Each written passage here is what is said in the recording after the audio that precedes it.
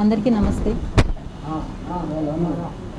గత కొంతకాలంగా జరుగుతున్న ఆర్థిక లావాదేవీల గురించి అన్నీ సార్ట్అవుట్ చేసుకుంటున్నాం.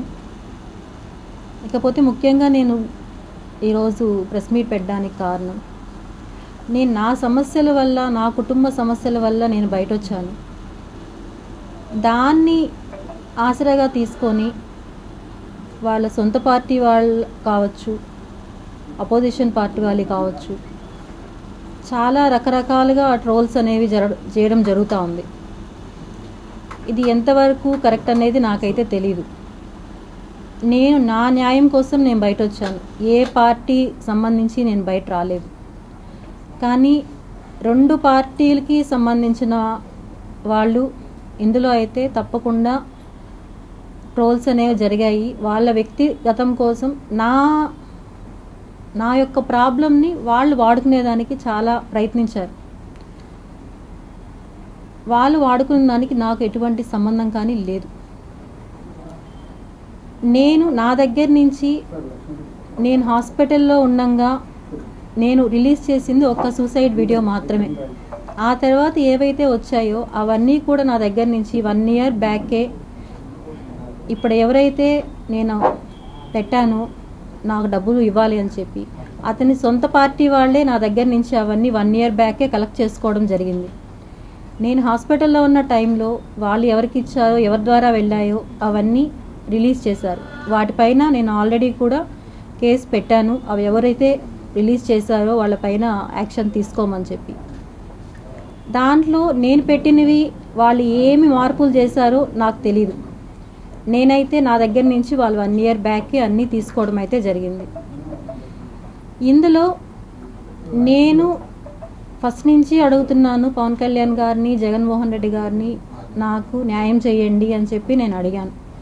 ఒకవేళ నేను మాట్లాడిన మాటల్లో ఎవరైనా కానీ వాళ్ళకి బాధ కలిగించుంటే పవన్ కళ్యాణ్ గారు కానీ, జగన్మోహన్ రెడ్డి గారు కానీ ఎవరైనా కూడా క్షమించండి దయచేసి. ఆ తర్వాత ఇందులో నా ప్రాబ్లంని ఉపయోగించుకొని లబ్ధి పొందిన వాళ్ళు వాళ్ళ పార్టీలోనే జిల్లా అధ్యక్షులు, మెయిన్ జిల్లాకి సంబంధించిన అధ్యక్షులు, అలాగే అపోజిషన్ పార్టీ వాళ్ళ ఇన్వాల్వ్మెంట్ అనేది ఇందులో ఖచ్చితంగా ఉంది. నన్ను చాలా రకాలుగా ట్రోల్ చేసి నన్ను వాడుకొని చాలా చేశారు వీళ్ళందరూ. నాకు ఏ పార్టీలకి సంబంధం లేదు. నేను ఎవరితోనూ ఇన్వాల్వ్ అవ్వలేదు. వాళ్ళు సొంతంగా తీసుకున్న నిర్ణయాలకి ట్రోల్ చేసిన దానికి నేను ఎటువంటి బాధ్యురాలని కాదు. మెయిన్ నా కుటుంబ పరిస్థితులు కారణంగా నేను ఇంకా ఎక్కడా ఫోకస్ కాదలుచుకోలేదు. నా ఆరోగ్యము బాగాలేదు. సో ఇక్కడితో నేను అవన్నీ స్టాప్ చేయాలని డెసిషన్ తీసుకున్నాను నేను. సో దయచేసి నాకు మీడియా తరపున, పోలీసుల తరపున, ప్రతి ఒక్కరి తరపున నాకు చాలా సపోర్ట్ ఇచ్చారు అందరూ. అందరికీ చాలా థ్యాంక్స్ నిజంగానే. సిఐ సార్ కానీ ప్రతి ఒక్కరూ బాగా రెస్పాండ్ అయ్యారు. మీడియా వాళ్ళు ప్రతి ఒక్కరూ చాలా బాగా రెస్పాండ్ అయ్యారు. మీరందరూ రెస్పాండ్ అవ్వడం వల్లనే నేను ఈరోజు ఇలా కూర్చొని మాట్లాడుతున్నాను. అదైతే నాకు ఖచ్చితంగా తెలుసు. ఇందులో వాళ్ళ పార్టీలకి ఏమున్నాయో నాకు తెలియదు. వాళ్ళ వ్యక్తిగతంగా పార్టీస్కి ఎటువంటి సంబంధం ఉందో నాకు తెలియదు. నన్ను మాత్రం పార్టీల్లోకి లాగద్దండి దయచేసి. వాళ్ళ వ్యక్తిగతాలు వాళ్ళే తేల్చుకోవాలి. నాకైతే ఎటువంటి సంబంధం లేదు. కానీ ఒక్కటే నేను స్ట్రాంగ్గా చెప్పగలుగుతాను, వాళ్ళ సొంత పార్టీ వాళ్ళు, అపోజిషన్ పార్టీ వాళ్ళు అయితే ఖచ్చితంగా ఇందులో ఉన్నారు. Thank you. చూసుకుంటామండి, అది కోర్టు ద్వారా చూసుకుంటాం.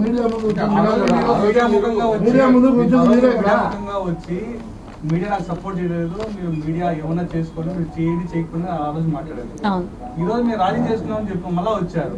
అంటే ఏంటి మీ స్ట్రాటజీ? ఏం లేదు. నాకు నేనున్న పరిస్థితుల్లో నా పిల్లలు ఇంకా ఏ స్టెప్ తీసుకునేదానికి వాళ్ళు ఒప్పుకోవడం లేదు. ఇప్పటికే చాలా డ్యామేజ్ అనేది నాకు జరిగింది. మీకు తెలుసో లేదో, సోషల్ మీడియాలో కొన్ని ఛానల్స్ ట్రోల్ చేస్తున్నాయి.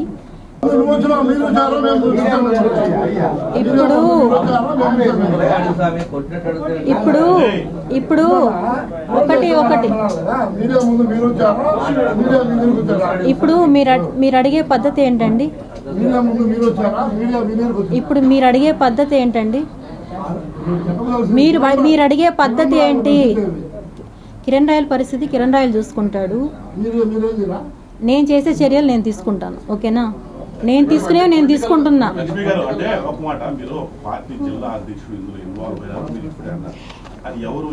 ఎవరు అనేది ఎంక్వైరీలో తెలుస్తుంది, మీకే తెలుస్తుంది. ఎందుకంటే 1 year బ్యాక్ నా దగ్గరకు వచ్చి మాకు సంబంధించిన ఏవైతే ప్రూఫ్స్ ఉన్నాయో రిలీజ్ చేసిన ఆడియోలు కానీ వీడియోలు కానీ ప్రతి ఒక్కటి వాళ్ళే తీసుకెళ్లారు నా దగ్గర నుంచి. మీరు వాళ్ళు అనుకున్నట్టు అపోజిషన్ పార్టీ వాళ్ళు నా దగ్గర నుంచి తీసుకోలేదు. అవన్నీ తీసుకునింది వాళ్ళ పార్టీ సొంత వాళ్ళే తీసుకున్నారు నా దగ్గర నుంచి. జనసేన పార్టీ వాళ్ళే తీసుకున్నారు నా దగ్గర నుంచి. వాళ్ళు ఎవరికి ఇచ్చారో, ఎవరి ద్వారా రిలీజ్ అయ్యాయో అవన్నీ కూడా నేను ఆల్రెడీ సిఐ సార్ దగ్గర కంప్లైంట్ ఇచ్చున్నాను. అవన్నీ కూడా వస్తాయి. నేనైతే ఇక్కడైతే ఏవైతే రిలీజ్ చేశానో అవి మాత్రమే నేను పెట్టినవి. ముందు పెట్టినవి నేను హాస్పిటల్లో ఉన్న 2 daysలో ఏవైతే రిలీజ్ చేశారో నా మొబైల్ నుంచి రిలీజ్ అవ్వలేదు. అవి నా దగ్గర నుంచి 1 year బ్యాకే వాళ్ళు కలెక్ట్ చేసుకున్నారు అవన్నీ.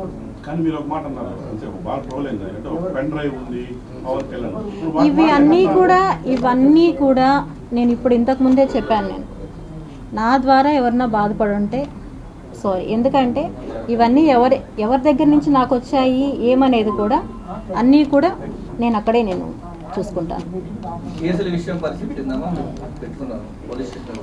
కేసులు అవి మాట్లాడుతున్నాం, మాట్లాడి సెటిల్ చేసుకుంటాం.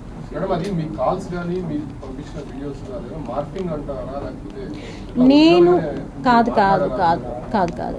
నేనైతే పెట్టినవి చాలా వరకు వాస్తవం. కానీ దాంట్లో కొన్నైతే వాళ్ళు ఏం చేశారో నాకు తెలియదు. నేనైతే నా దగ్గర నుంచి 1 year బ్యాక్ వాళ్ళన్నీ కలెక్ట్ చేసుకున్నారు. నేనే ఇచ్చాను వాళ్ళకి. వాళ్ళు వచ్చారు నా దగ్గరికి, నేను ఇవ్వడం అయితే జరిగింది. అప్పుడు వచ్చి నీకు న్యాయం చేపిస్తాం, మేము నీ డబ్బులు మొత్తం మేము కలెక్ట్ చేయిస్తామని చెప్పి నా దగ్గర నుంచి వాళ్ళు తీసుకున్నారు.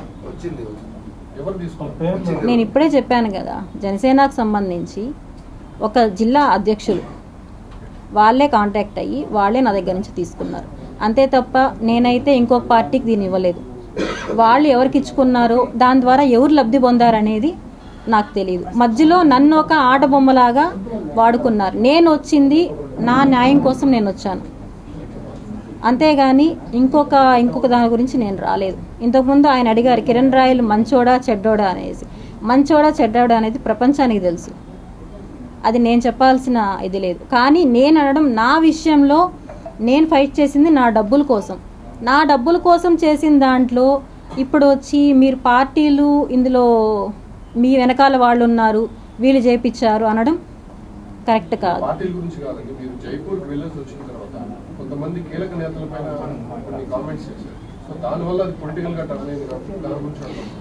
పొలిటికల్గా టర్న్ అయిందంటే అట్లా చేశారండి. పొలిటికల్గా దాన్ని తీసుకెళ్లారు. నేను తీసుకెళ్లడం అనేది కాదు, పొలిటికల్గా దాన్ని తీసుకెళ్లాల్సి వచ్చింది.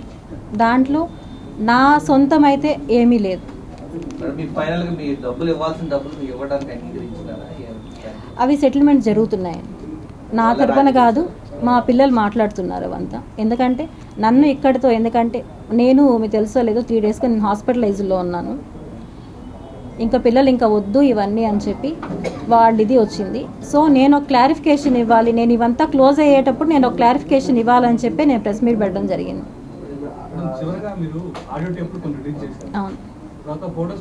అవును, అవన్నీ నిజాలే, అవి వాస్తవాలే. ఇప్పుడు నేను మీకు ఆ రోజు లింక్ అనేది ప్రొవైడ్ చేశాను కదా, అవన్నీ వాస్తవాలే. నేను ఏవైతే రిలీజ్ చేశానో నాకు అతనికి ఉన్న లావాదేవీలు అన్నీ పర్ఫెక్ట్, దాంట్లో ఎటువంటి ఇవి లేవు. లావాదేవీల వరకు నేను మాట్లాడతాను, నేను ఫైట్ చేస్తాను, అంతేగాని రాజకీయంగా దీనికి ఎటువంటి సంబంధం లేదు. దాని మధ్యలో వాడుకున్న వాళ్ళ కథ వాళ్ళు చూసుకుంటారు, అంతే తప్ప లేదండి. అది నాకు సెటిల్మెంట్ అయితే నేను విత్డ్రా చేసుకుంటాను.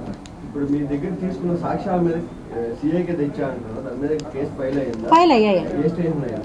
SVU ఫైల్ అయ్యాయి, అన్ని కాపీలు కూడా ప్రొవైడ్ చేశాం కదా. కేసు ఫైల్ అయ్యింది, కాపీలన్నీ కూడా ప్రొవైడ్ చేశాం మేము ఆల్రెడీ.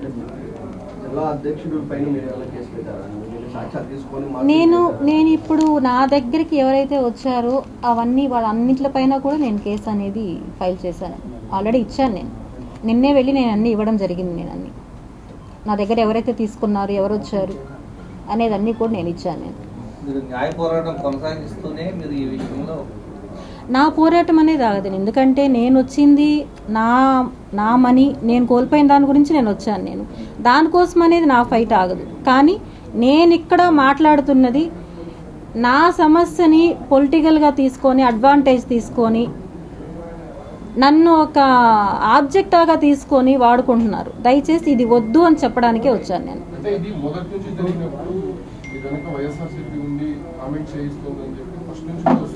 అది వైఎస్ఆర్ లేదు, నేను అప్పుడు కూడా ఖండించాను. కొన్ని ఛానల్స్ వచ్చాయి, నేను అప్పుడు కూడా చెప్పాను నా వెనకాల ఎవ్వరూ లేరు అని. నేను ఎప్పుడు క్లారిటీగానే చెప్పాను. నేను ఏ రోజు కూడా నా వెనకాల ఉన్నారని చెప్పలేదు. కానీ నాకు ఈ 3 డేస్లోనే వచ్చిన ఇవి మీకు ఎవరికి కూడా తెలియని ఇది. నేను హాస్పిటలైజ్ అయ్యాను, కొన్ని విషయాలు నేను తెలుసుకొని చాలా బాధపడ్డాను. ఒక సోషల్ మీడియాలో ఒక యూట్యూబర్ పెట్టాడు, అవి చూసి నేను కోలుకోలేకపోయాను. చాలా దారుణంగా పెట్టాడు. అవన్నీ చూసి నా పిల్లలు ఇంకా వద్దు, మాకు నువ్వన్నా ఉండేది మాకు కావాలి అని చెప్పి వాళ్ళు తీసుకున్న డెసిషన్ ప్రకారమే నేను ఈరోజు రావడం జరిగింది. నేను ఎవరికి భయపడలేదండి, ఎవరికి భయపడలేదు. బాధ్యతగా నా పిల్లల కోసం వచ్చాను. ఇన్ని రోజులు నేను పోరాటం చేసి ఇప్పుడు కూడా చేస్తాను. నాది నాకు సెటిల్ అయ్యేంత వరకు నా పోరాటం అనేది ఆగదు. కానీ దీనికి రాజకీయ నేతలు వచ్చి దాన్ని పులమద్దండి దయచేసి. ఎందుకంటే మీ పార్టీలకి ఏమున్నాయో గొడవలు నాకు తెలీదు. అందులో నన్ను ఇన్వాల్వ్ చేయొద్దండి అని ఒకటే నేను అడుగుతున్నాను. నేను అంతే.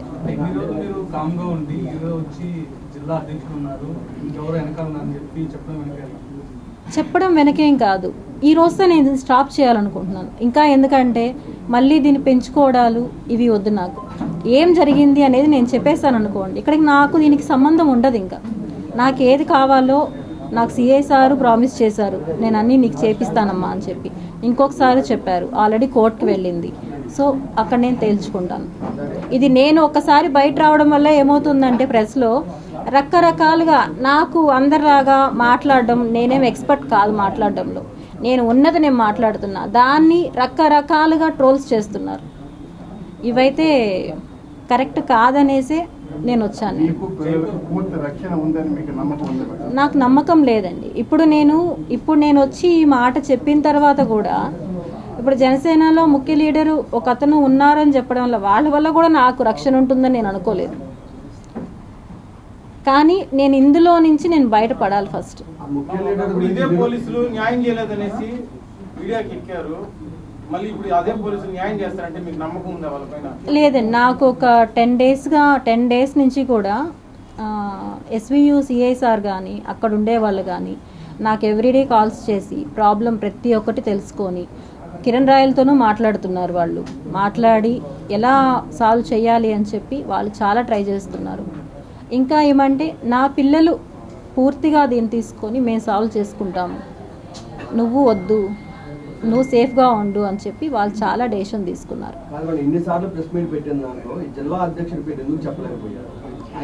నేను మొదటి నుంచి కూడా చెప్తూనే ఉన్నానండి. ఇందులో ఒకరు నా దగ్గర నుంచి తీసుకున్న వాళ్ళు ఉన్నారు, నేను ఆల్రెడీ చెప్పాను నేను ఇది. కానీ ఎవరు అని నేను చెప్పలా. జిల్లాకు సంబంధించిన ఒక నేత వాళ్ళ తరపున నుంచి వచ్చి నా దగ్గర తీసుకున్నారు.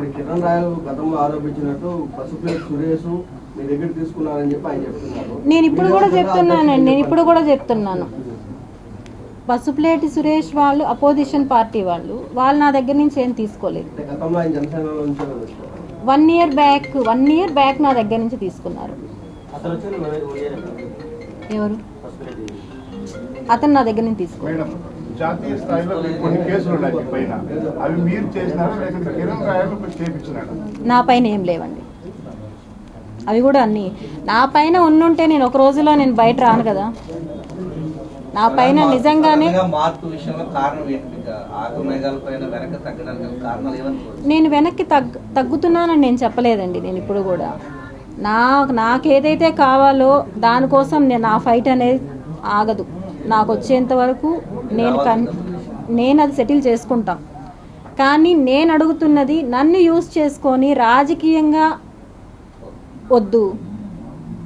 ఎందుకంటే ఆల్రెడీ నన్ను యూజ్ చేసుకొని నా దగ్గర నుంచి తీసుకొని వాళ్ళు నాకు అప్పుడు చెప్పిన మాట కూడా ఏమంటే ఇంక ఇవేం బయట రావని చెప్పారు నాకు వాళ్ళు. నేను ఈరోజు చెప్పడానికి కారణం కూడా అదే. ఇంకేం మా దగ్గర లేవు రావని చెప్పి వాళ్ళని రిలీజ్ చేయడం జరిగింది. నేను ఏవైతే మీడియాలో చూపెట్టానో ఆ తర్వాత అవి మాత్రమే నేను మీకు చూపెట్టినవి. అంతే. నాకు ఆ విషయం కూడా చెప్పాలంటే బాలా సార్ నాకు పార్టీకి సంబంధించిన అతనని నాకు ఎక్కడా తెలియదు. సార్తో నేను మాట్లాడినప్పుడు కూడా మాకు ఒక గ్రూప్ ఉంది, గ్రూప్ ద్వారా నేను వచ్చానమ్మా, నేను న్యాయం చేయడానికే చూస్తున్నానని చెప్పి నాకు చాలా క్లియర్గా చెప్పారు. నాకు ఈ రోజు వరకు కూడా పార్టీలు వాళ్ళు వీళ్ళు అనేది నాకు తెలియదు. ఆ రోజు నేనైతే అడిగాను, ఎప్పుడు ఎలక్షన్ ముందు నేను అడిగాను నాకు ఇలా మనీ రావాలి అంటే వాళ్ళే నీ దగ్గర ఉండవు మాకు ఇవ్వు, మేము మనీ తీయిస్తామని చెప్పి నా దగ్గర నుంచి వాళ్ళు తీసుకున్నారు. అవునండి, అంతే. కిరణ్ రాయల్ వ్యాపారాలపైన కూడా మీకు కామెంట్స్ చేశారు. వస్త్రానికి సంబంధించి చెన్నైలో తీసుకుని వస్తారని, లేకపోతే టికెట్లు వ్యవహారాలకు సంబంధించి. సో అవన్నీ కూడా మీరు మాట్లాడారా, లేకపోతే అవన్నీ వాస్తవం ఉంటారు? వాస్తవం అనేది నాకు చెప్పింది వాళ్ళేనండి. మీరే నేరుగా వెళ్ళి పట్టు చీర అయితే నేను తీసుకున్నాను, వెళ్ళి తీసుకున్నారు, ఇంట్లో రెడీ చేసి వచ్చిన వాళ్ళకి ఇస్తారు. నేను పట్టు చీర తీసుకున్నప్పుడు పట్టు చీర తీసుకున్నప్పుడు వాళ్ళ ఇంట్లో పెట్టింది నేను చూడలేదు. కానీ పట్టు చీర తీసుకొని ఇలా వచ్చారంటే నాకు వాళ్ళు చెప్పింది అది, ఆ చీర తీసుకొని వచ్చి ఇలా సేల్ చేస్తారని నాకు చెప్పారు.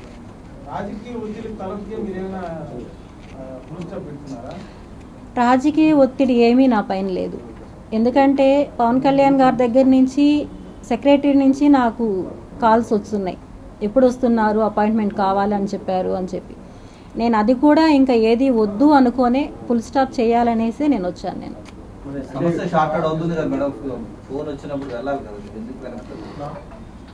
నేను మీకు చెప్తున్నాను సార్, నేను ఒక 2 వీడియోస్ చూసాను నేను యూట్యూబ్లో. నేను ఇన్ని రోజులు నేను చూడలేదు వాటిని.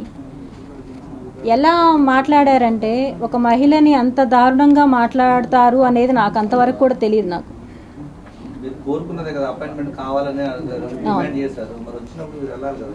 అవును, నేను చెప్తున్నాను కదా సార్, నా పిల్లలు దేనికి ఇప్పటికే చాలా కోల్పోయాం మేము.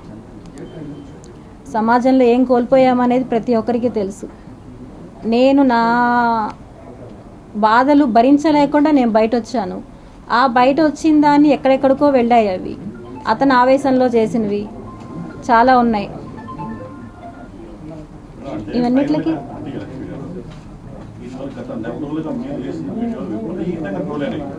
బహుశా ఈవేళ మీరు ఈ వ్యవహారం షెడ్యూల్ చేసుకున్న వార్త ట్రోల్ కాకపోవచ్చు, బట్ కానీ ఒక వ్యక్తికి ఎక్కువ రాజకీయంగా వ్యక్తిగతంగా అతనికి చాలా నష్టం జరిగిపోయింది. అంటే మీ వాదన నిజం కావచ్చు, అదంతా వేరే విషయం. బట్ అంటే ఇవన్నీ ఎందుకు చేయాల్సి వచ్చిందంటే ఏం చెప్తారు? నేను ఎవరో చెప్తే నేను చేయలేదండి, నా ఫైట్ నేను చేశాను. అందులో నా దాన్ని వాళ్ళు యూజ్ చేసుకొని ట్రోల్ చేస్తున్నారంటే దానికి నాకు సంబంధం లేదు కదా. ఇప్పుడు నేను ట్రోల్ చేస్తుంటే మీరు నన్ను అడగాలి, నేను ట్రోల్ చేస్తుంటే. ఇప్పుడు నేను 2 పైన కేసు పెట్టాను, యూట్యూబ్ ఛానల్ వాళ్ళపైన. వాళ్ళు చాలా దారుణంగా నా గురించి ఏం తెలుసని వాళ్ళు మాట్లాడారు, అంత కిరాతకంగా మాట్లాడారు వాళ్ళు మాట్లాడిన దానివల్ల అవన్నీ నేను భరించలేకుండా హాస్పిటలైజ్ అయ్యాను. హ్యాండ్ కట్ చేసుకున్నాను, బ్లడ్ అంతా పోయింది, హాస్పిటలైజ్ అయ్యాను. నా పిల్లలు అక్కడితో డెసిషన్ తీసుకున్నారు వద్దు అని చెప్పి, వద్దు నువ్వన్నా ఉండు మాకు వద్దు ఇవన్నీ అని చెప్పి. సో నేను దీన్ని మీడియాకో దేలో వద్దు అని డెసిషన్ తీసుకున్నాను. డ్రైవ్ గురించి మీరు చెప్పిన పవన్ కళ్యాణ్ బెదిరిస్తున్నారు అని చెప్పి కర్ణరాజు నిజమంటారా కాదంటారా?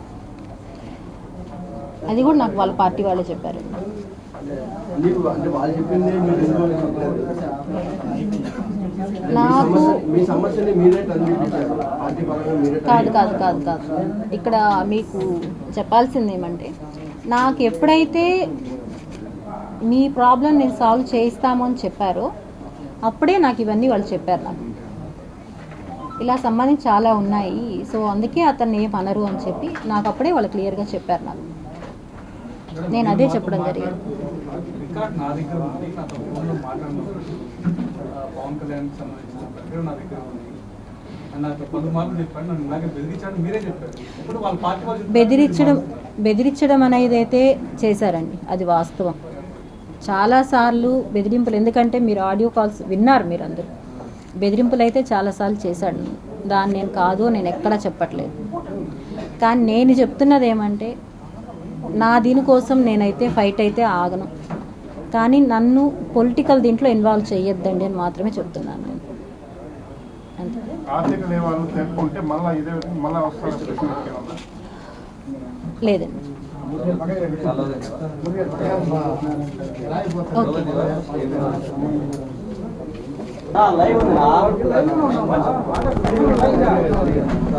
మన నిలయం కట్టే అడ్డం వచ్చింటాయన కరెక్ట్ కాదు.